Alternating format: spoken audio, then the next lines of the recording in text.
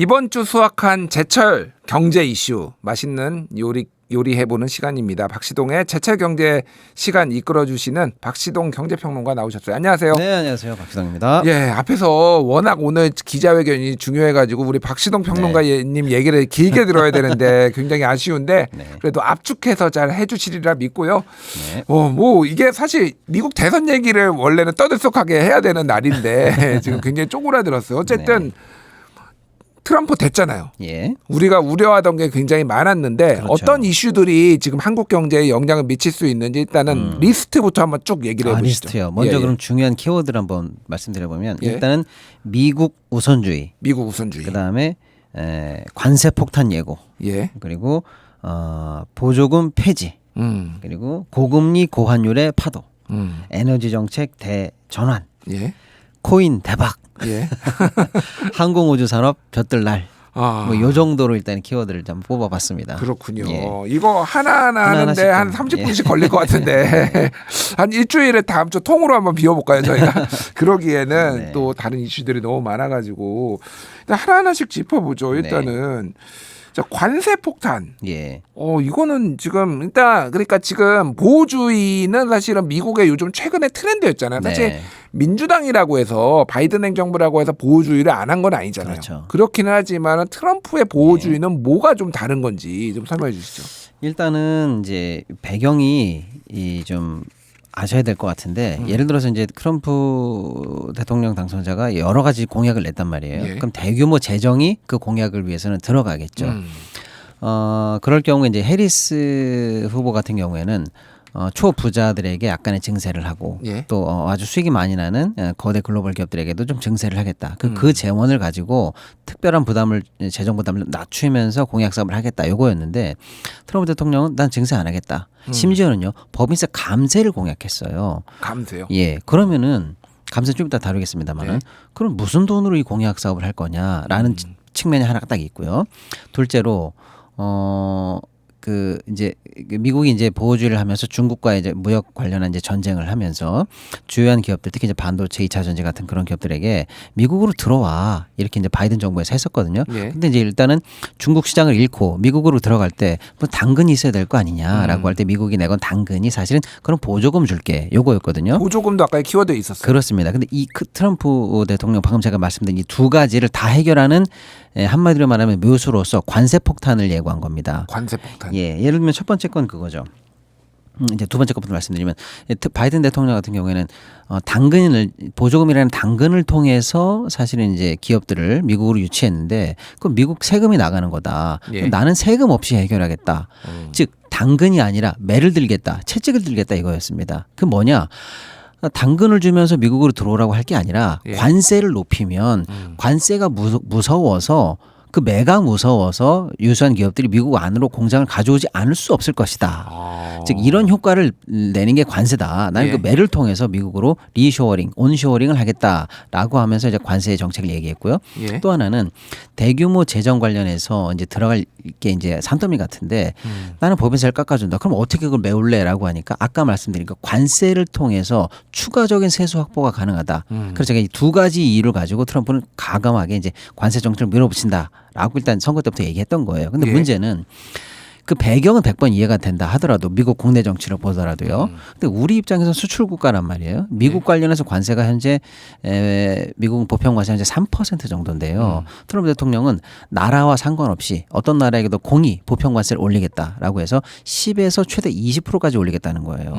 그럼 우리 입장에서는 쉽게 말하면 100만 원의 물건을 미국으로 가져가서 103만 원에 팔았는데 이제 110원 또는 120원의 물건을 팔아야 된다는 거거든요. 미국 시장 내에서의 경쟁력이 당연히 어려워질 수밖에 없는 거죠. 그러니까 뭐 다른 외국 기업들은 동일하게 관세를 내겠지만은 미국의 예를 들면 자동차라면은 포드나 그렇죠. 뭐 GM이나 이런 데하고는 가격 경쟁력이 그렇습니다. 조금 어려워지겠네요. 맞습니다. 특히 이제 미국 관련해서도 우리 산업의 경쟁 적합도가 굉장히 많이 올라가고 있거든요. 일본 다음입니다, 사실은요. 그러니까 우리 입장에서는 미국 시장 내에서 경쟁력이 상당히 우려되는 상황인데 이건 이제 대외적인 정책연구원에서 추산을 해봤더니 관세가 현재 10에서 20% 정도 보편관세가 올라갈 경우에 최대 우리나라 기업들의 수출 감소 우려 금액이 약 300억 달러로 예. 보는 거예요. 근데 올해 우리가 미국 시장 전체를 통해서 거둬들일 수 있는 무역 흑자가 약 최대 500억 불로 예상이 되거든요. 예. 그럼 우리가 미국에서 벌어들인 돈의 5분의 3이 잘못하면 날아갈지도 모르는 그런 어마어마한 정책을 일단 트럼프가 예고했다. 그래서 이게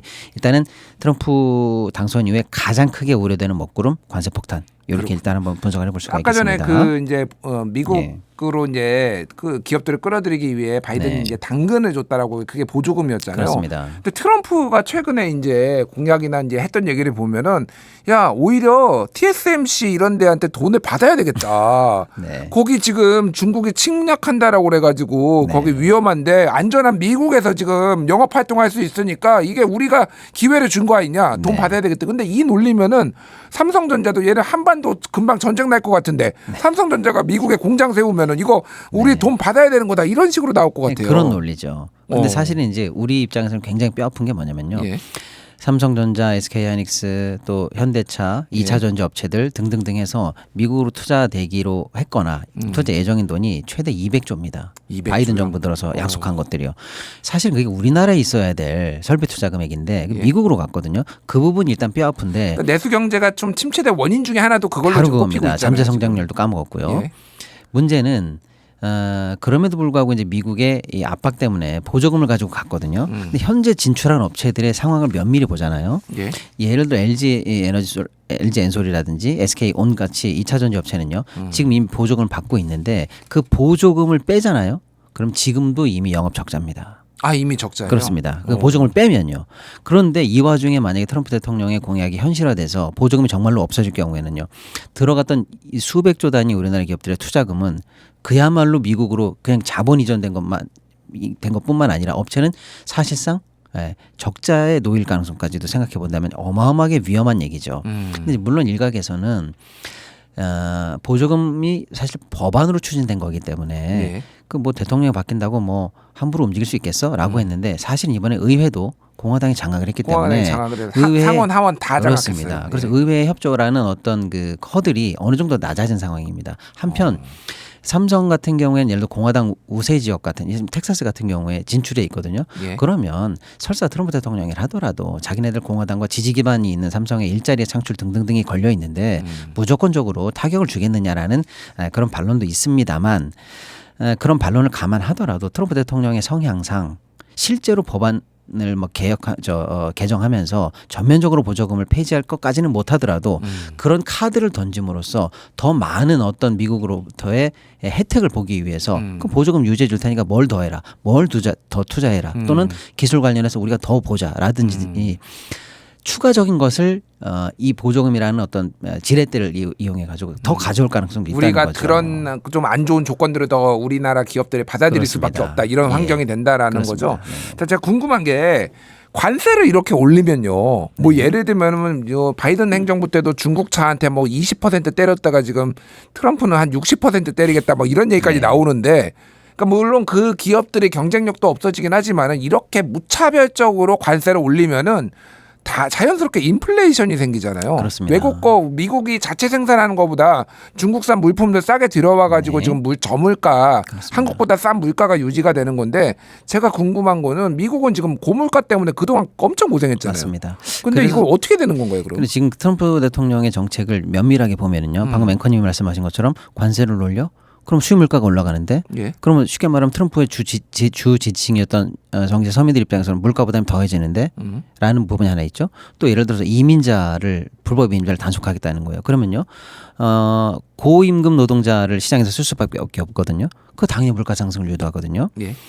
마찬가지입니다. 이런 식의 요소들이 결국 쌓이면은 지금 미국이 지난달에 비컷을 단행하면서 금리 인하의 경로를 열었거든요. 그쪽으로 쭉 가겠다고 얘기했는데 결국에는 그러면 이 방금 얘기한 것들은 물가를 상승시킴으로써 저금리로 기조가 전환되는 것을 방해하는 요소가 되거든요. 예. 특히 이제 막대한 재정을 쓰겠다고까지 얘기했는데 그러면 결국에는 국채를 발행하게 되고요. 국채가 흔해지면 국채값이 떨어지죠. 그러면 국채 금리가 올라가면서 또 역시 금리를 자극하게 되거든요. 결론적으로는 트럼프 정책의 이 지향점을 보면 하나하나는 다 말이 되는 것 같은데 마지막에 앵커님이 지적한 것처럼 물가 상승을 유도하면서 금리를 자극하는 정책으로 모이게 돼요. 예. 그런데 트럼프가 그럼 그걸 원하는가? 또 그렇지는 않아요. 트럼프도 이렇게 얘기해요. 나는 물가 내릴 거야. 그래서 내수 진작시킬 거야. 저금리 나 때 내려. 바이든 때 내리지 말고 이렇게 얘기했거든요. 모순이죠. 그래서 사실은 현재 어느 쪽으로 확 쏠린다라기보다는 예. 결국 집권하고 나면 단계별로 부작용을 조정하면서 시행할 거라는 그런 신중론도 대두되고요.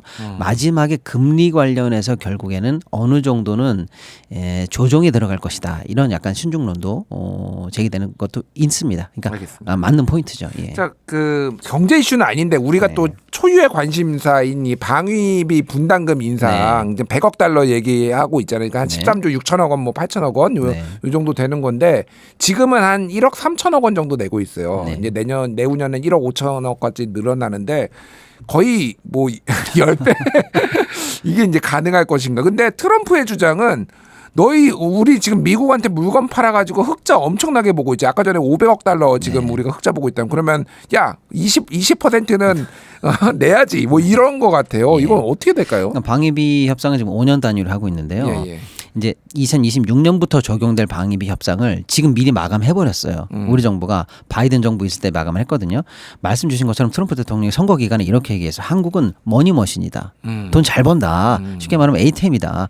그런데 지금 방위비 관련해 가지고 나 같으면은 지금보다 10배 인상하겠다. 13조를 받아낼 수 있겠다. 이렇게 얘기를 했는데 그게 이제 우리 두려웠던 거죠. 그래서 바이든 정부 내에서 우리가 협정을 타결했는데 일단 1.5조 내외로 일단 우리가 타결을 했습니다. 지금보다 많이 올라갔어요. 그런데 사실은 트럼프의 그 강한 압박을 우려해서 먼저 타결한 부분도 있거든요. 근데 이게 현재로서 보면은 트럼프의 압박을 예봉을 미리 차단해서 굉장히 잘한 협상처럼 보이지만 트럼프 대통령 입장에서는 내가 대통령이 되기 전에 내가 반대하는 정책을 한국 네가 먼저 했단 말이야.